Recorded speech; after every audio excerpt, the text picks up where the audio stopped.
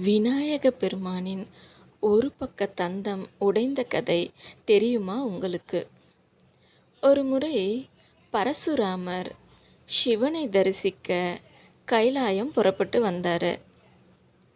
அந்த நேரத்தில் விநாயக பெருமான் அவரை மறித்து சிவனும் பார்வதியும் ஓய்வு எடுக்கிறதா சொன்னார். எவ்வளவு சொல்லியும் கேட்காத பரசுராமர் ரொம்பவே கோபம் கொண்டார். ஒரு கட்டத்துக்கு மேலே விநாயக பெருமானும் பரசுராமரும் சண்டையிட ஆரம்பித்தாங்க. இந்த சண்டையின் போது சிவபெருமான் அளித்த ஆயுதத்தால் விநாயகருடைய தந்தத்தை வெட்டிடுறாரு. ஓய்வெடுத்துட்டு இருந்த சிவனும் பார்வதியும் இதை கண்டு ரொம்பவே அதிர்ச்சி அடைகிறாங்க. தந்தம் இல்லாமல் இருக்கிற தன்னுடைய மகனை பார்த்து ரொம்பவும் கோபம் அடைகிறாங்க.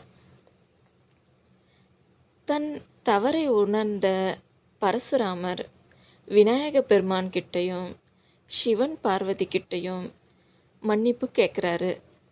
அவங்களும் மன்னித்து அருள் புரிகிறாங்க. இதுதாங்க விநாயகர் தந்தம் உடைந்த கதை. மற்றும் ஒரு நல்ல பதிவில் சந்திக்கலாம். நன்றி.